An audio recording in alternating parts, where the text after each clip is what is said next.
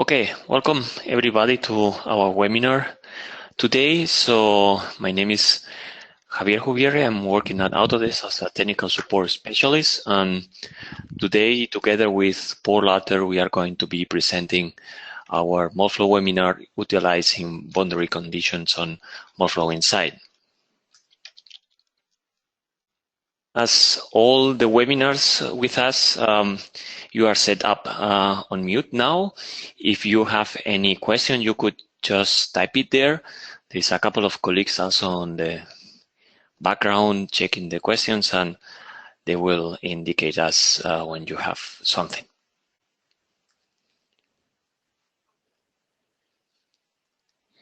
Okay, so just summarizing up what was happening till now.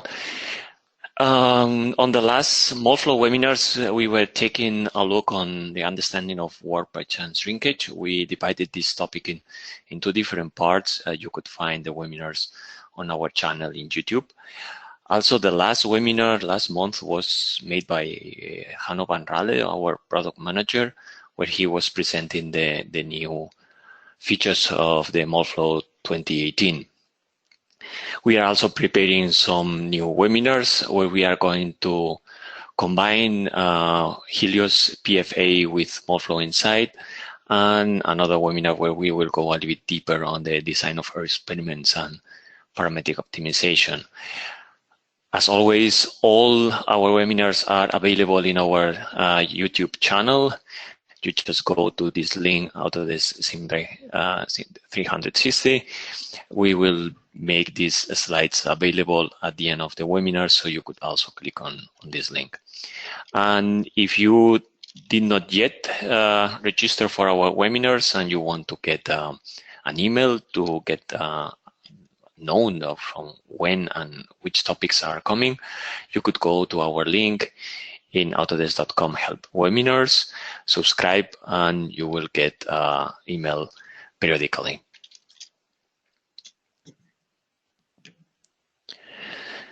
So here I also display 3 of our latest articles that we are producing on our support department. Also, you could access Moldflow Insight troubleshooting articles directly on this link. And as you probably know, we are not issuing service packs anymore. We changed to a quarterly release approach. So therefore, you are still running on 2017 and is not the 0.3 version. I will recommend you to download the Simulation Manager 6.2. which could be downloaded as a separate part of the software, and is fully compatible with all the releases on 2017. Since the 5th of April, we made available the new Moldflow 2018, which we call it 0.0. And since yesterday, more or less, we have an update for the release 2018, mainly concerned about the CTI related issues on the data bank for materials. So today's agenda. So as I mentioned, we are going to concentrate on boundary conditions. There is a full ribbon panel on boundary conditions. An injection point is a boundary condition. We are not going to go through all of them. We are going to concentrate on critical dimensions, constraints and loads, venting, and multiple barrel.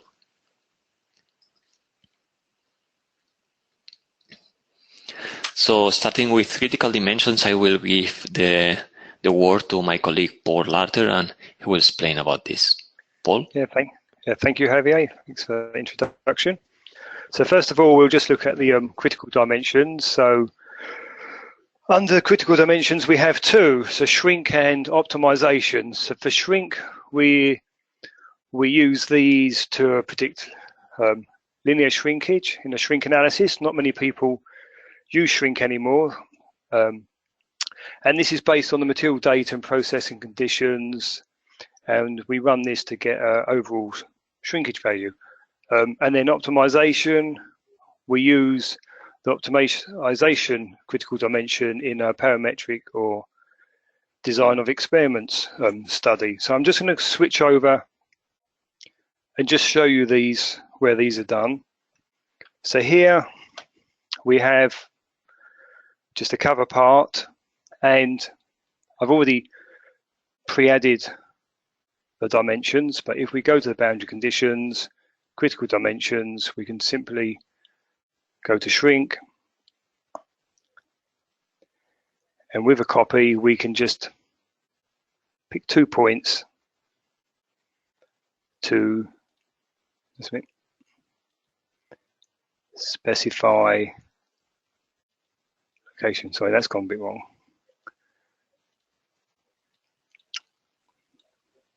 So if we go back to here, we set the dimensions, and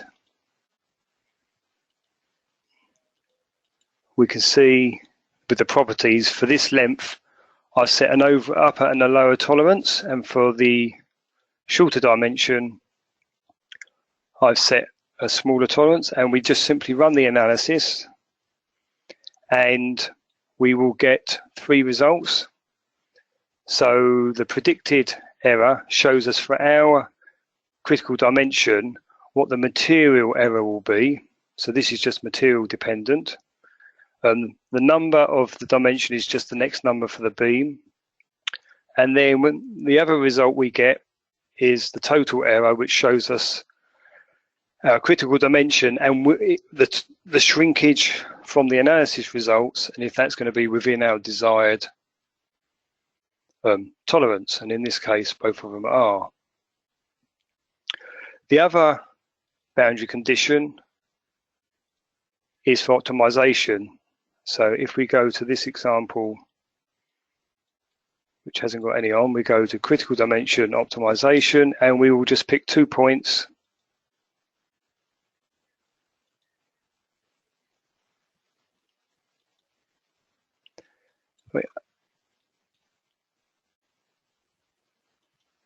And we can give it a name, so we can call this one small tolerance, apply and close. Then when we go into the optimization, we've got either the parametric study or the design of experiments. If we go into either and to the criteria, if we go to new warp criterion, we can see the tolerance we've set up. So then we can go through, I haven't set all this up, but finish. And then when you run the analysis, that's where that boundary condition is set. Okay, so I'll switch back to Javier now, which will go on to constraints and loads.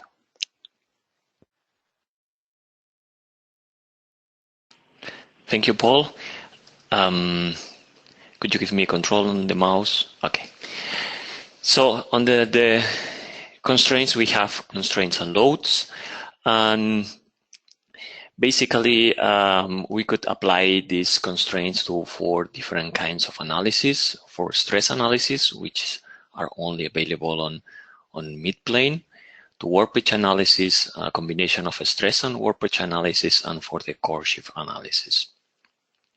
In the case of coercive analysis, the insert that we are going to constrain will be moved by the flow front based on the difference on the pressure on both sides of the insert.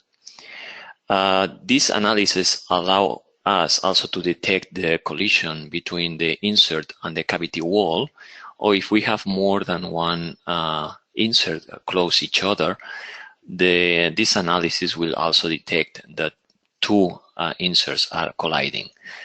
Nevertheless, if we are doing like that and one insert is collision with another one, the deflection of this insert will get stopped. So we are not pushing inserts based on the deflection of other inserts. That's one of the limitations on our approach. Paul, could you click?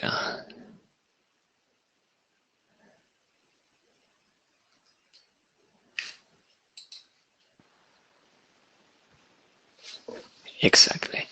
Okay, so we have 5 different types of constraints. So the first is the fixed constraint, which is constrain all degrees of freedom, 3 displacements and 3 rotations. We have the pin constraint, which is only fixing the displacement but not the rotation. We have spring, which introduces elastic support in one of the displacement directions. Then we have a general constraint which allow us to define for every axis if it's fixed, if it's free, or if we want to define a distance of movement. And we have the one-side constraint. So both the general and one-side, what we get when we open the properties of this constraint is this menu we have here. And we could define for every direction and every rotation if it's allowed, if it's free, or if we want to specify, like in the minus z direction, a value of displacement, of maximum displacement. Then we define which kind of analysis we want to run, or which kind of analysis should be applied these constraints, which in this case we see it's a coercive analysis.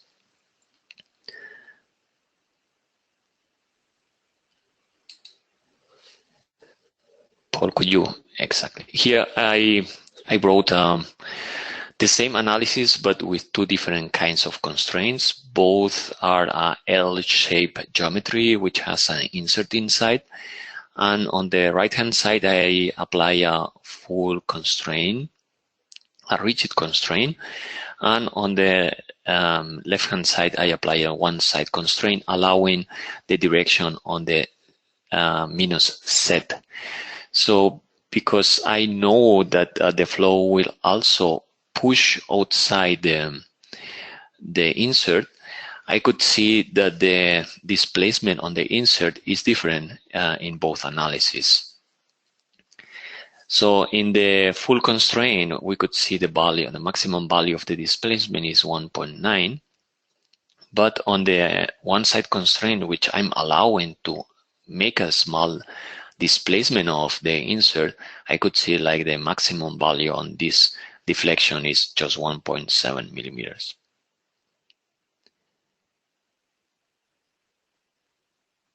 You could click exactly.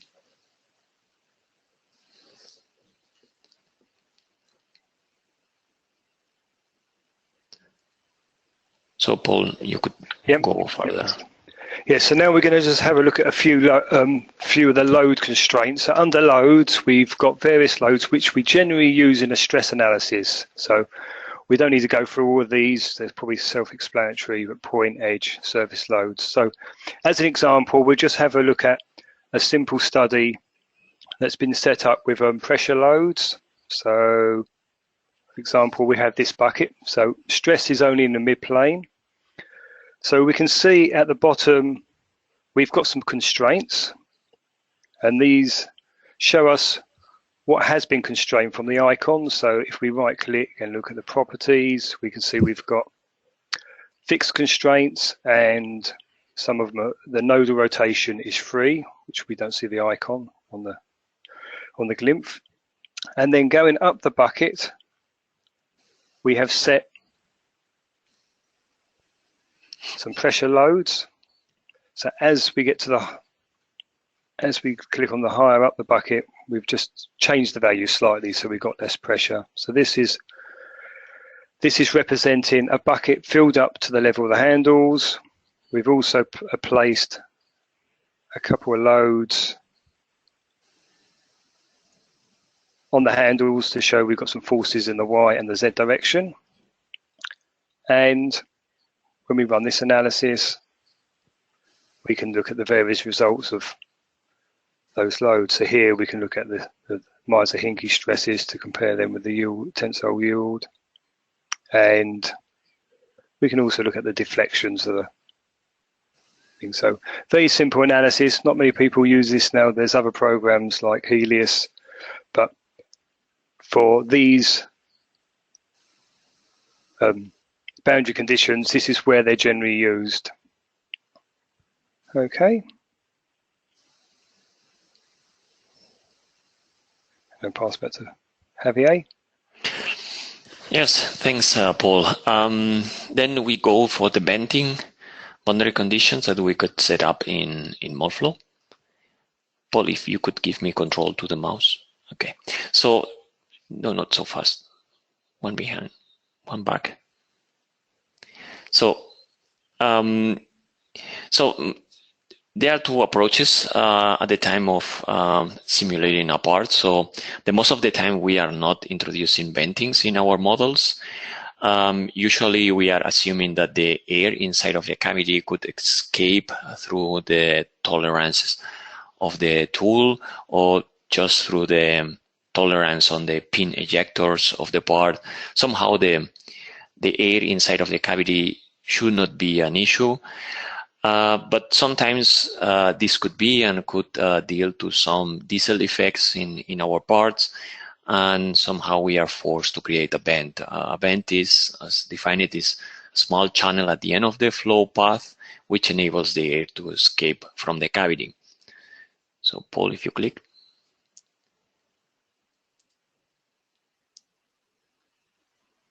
Paul, could you?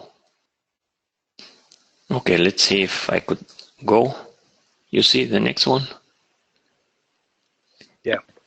Okay, so for setting up a bending location, so what we are doing is selecting here on the ribbon panel, and we introduce a new icon inside of the model, like the coolant symbol, and we need to define the size of this bending. Usually we could see here on the menu, which is available in the process settings. Actually, all the bendings will be from the same size. That's also a limitation. But we could see here the thickness, length, and width of the bending, because usually the bending is just the small part which is reaching a bigger space. The bigger space is not modeled. And then we could even define a pressure on the bending, which actually could go a minimum value, because we could set up a vacuum pump, which is creating a vacuum inside of the cavity. In this small example, I brought you a very simple disk where I introduce two bending exits. This bendings is creating a difference on the pressure, because the air now is not so freely escaping from the cavity, needs to go through these bendings, and because of the size of these bendings could create a difference on the pressure. It's minimal. We could see here we are talking on the bending model about 1.2 megapascals, and on the without bending model of almost 1 megapascal. We could also see that when we introduce the bending locations, our air traps are located somewhere else, and this is because the air gets trapped differently. So overflow wells are mainly in combination of gas-assisted injection molding. This icon that we find in the ribbon panel is only active for mid-plane geometry, so mid-plane meshes. But we could also define overflow wells on 3D meshes. So it's differently set it up. So if we are working a mid-plane, we could introduce, we could define some triangular elements or mid-plane elements as overflow wells. Or we could define beams as being the exit to overflows. In this case, in the case that we are using beams, at the end of the beam, we need to introduce a new clip, a new control, which is what we get when we click on this icon in the ribbon panel. For 3D meshes, this option is not active, and what we are doing is defining the properties of the geometry which is acting as a overflow well, So we could also introduce bulb gates to control when these overflows will be open and when will be closed. Then multiple barrel, that's something which has been updated somehow, on the latest release of 2018. Now working on 3D as well. And the advantage of working with multiple barrels instead of different injection points is that we could assign totally different process settings to the different injection points. We will have what we call as a main barrel. This main barrel is defined through the process settings, and we have secondary injection points or secondary barrels, which has his own menu, and we could see here. So if you pay attention, you will see it's almost the same we have on the process settings, but for example here we don't have the mold temperature because this is only regarding the injection point or the barrel, secondary barrel. This could be used for mid-plane, dual domain, and 3D mesh types. So we could run with cool, fill, pack, and warp analysis or combination of them. In the case of cool FEM, we could only run it in dual domain and 3D. Obviously, we don't have cool FEM for mid-plane meshes. Then there are a couple of limitations. We could not set up belt controls, and we could not combine it with gas compression, co-injection, or muzzle technologies. And special attention is that when we are setting up this kind of multiple barrels for the main barrel, we need to go for the advanced process settings. And then we need to go to injection molding machine, and usually in the injection unit, it's a default screw diameter, and we need to define here the screw diameter and the stroke. It's quite important. And that's it. Leave it like a summary. We could say that additional information is added as boundary conditions, not just in the process settings. We saw venting, overflow wells, constraints and loads, critical dimensions. We did not talk today, but injection points, coolant settings, all of them are boundary conditions. And some of these boundary conditions are process and mesh dependent. We don't have it always, like these overflow wells, which are only for gas-assisted injection molding, or critical dimensions that we only have for mid-plane and dual domain.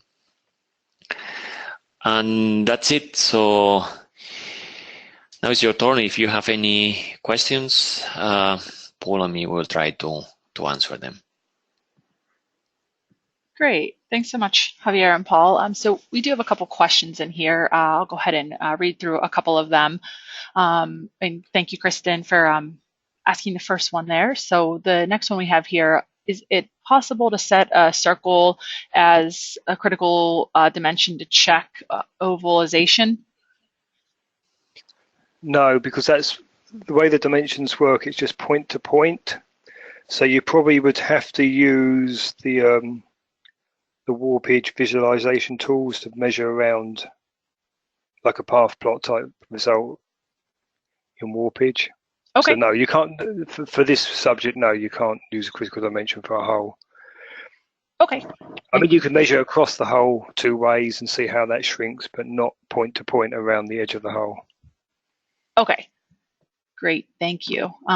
This kind of leads into the second question, another question here. Is there a way to set up roundness of a circle or cylindricity on a cylinder cone as a boundary on the DOE?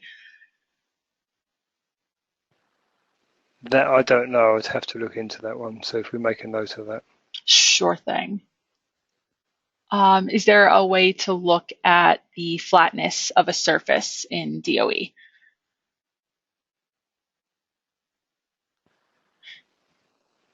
I will say no, because so what you are measuring is the distance between two nodes, and you are not referring these nodes to the origin or the coordinate origin or the coordinate system. So if you will have a node on the local coordinate system, and then you establish more than one dimensions, but not directly for flatness, because you are considering a third dimension, which is not the case. Okay, great. Thank you. So just a kind of a general question here on how to group vents correctly.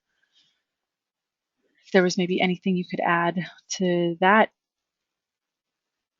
Sorry, how to group events? How to group vents correctly. Vents. Vents, yes, sorry. I understood events. No, actually is what I said. So all the vents are treated as equal on the process settings, because you are not defining, usually, for example, for cooling analysis, you are setting up this clip, this icon, you are doing right click, selecting, and you could define the temperature for every channel, every cooling channel. Yeah, that's not the case for vents. For vents, you need to go to process settings, and there is one tab which is venting, and then you define the section of the venting there.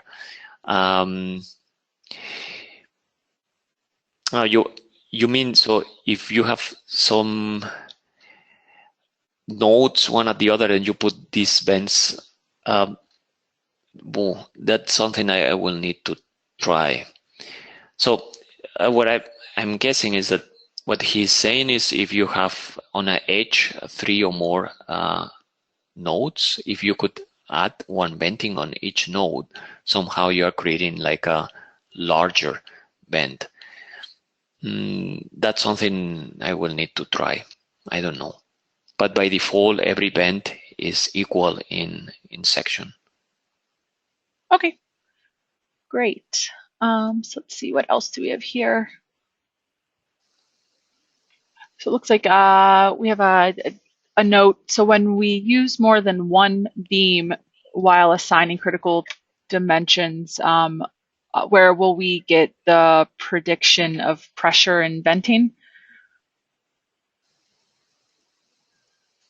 And we, if that's something we need to look into offline, we can do that as well. Paul and Javier.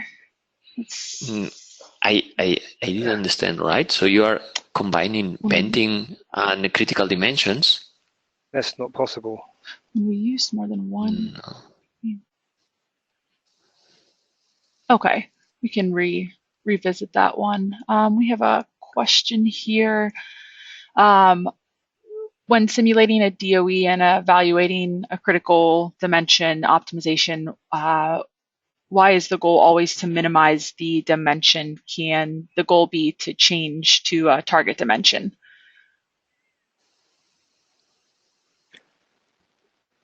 I don't believe we can. We will take that. We will take that question down, and we'll ask that. Sure. Later date. Let's see here. I mean, because we're just looking at the predicted, we can't actually sort of say this is the dimension we want if that's what is being asked. Okay. Let's see here.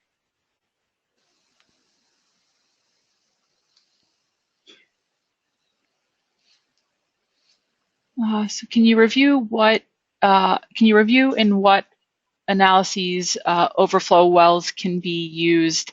I think Javier, you had mentioned gas assist, and there was one other type. As far as I know, it's only available in gas-assisted injection molding, and only in mid-plane and 3D meshes. So I did not found any, I was checking and I did not found any other process where overflow wells could be defined.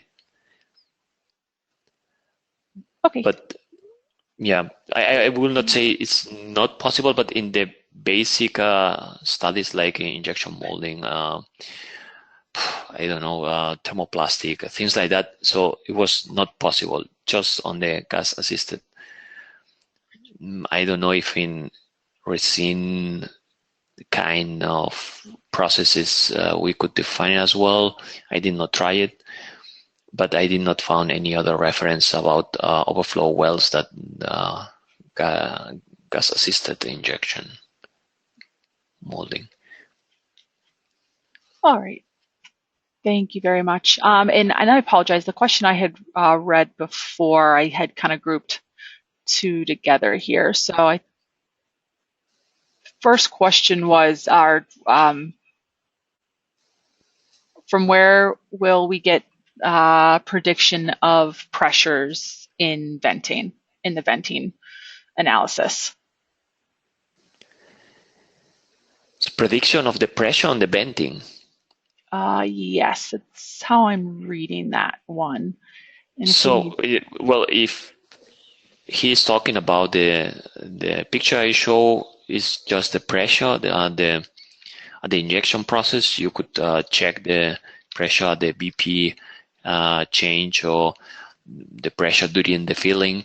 So at the end, what Moldflow is guessing is when we don't define ventings, the air inside of the cavity is not an issue. It's actually not air at all. So it's not going to create a pressure which is slowing down the flow front.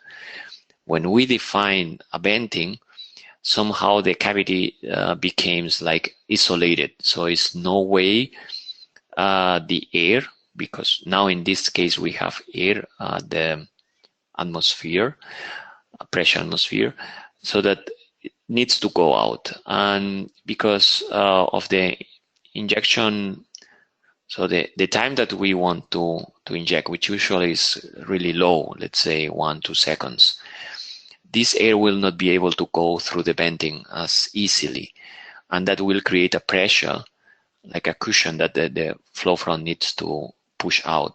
So it's not that the venting is going to have a pressure, it's that the air, because needs to go through the venting, is going to have a higher pressure inside of the cavity, which is opposite to the flow front. And therefore we could also set up a vacuum pump just to decrease the temperature inside of the cavity before we start to the injection process. But the venting itself is not introducing a pressure. Great, thanks, Javier. Let's see, and we have a couple more coming in. Are there, if you guys are able to see those questions also, were there any you wanted to focus on right now, or would you like me to just keep going through some of these? Let me see if I...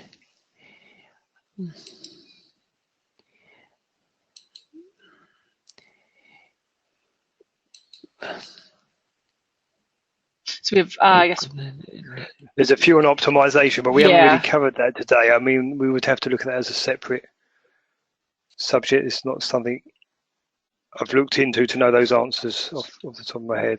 Sorry. Sure, no, that's perfectly fine. We can look into those definitely. You know what? There was a DOE webinar that we had done maybe a few months back related to DOEs, and they had a lot of questions or a lot of inputs related to similar questions that I'm seeing on the question board here.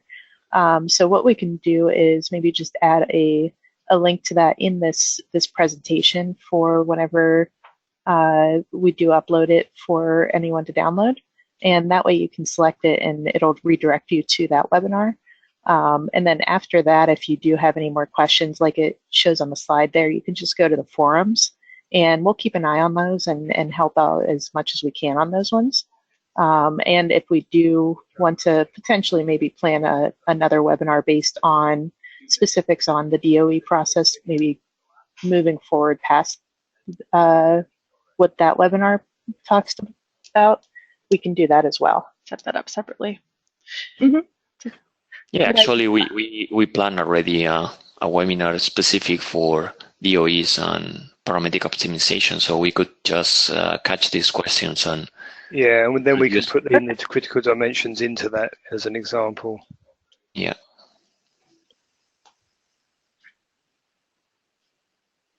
Great, yeah, and I think that sounds like a good idea, Kristen. We'll make sure to get that link into the slide deck as well before we upload that.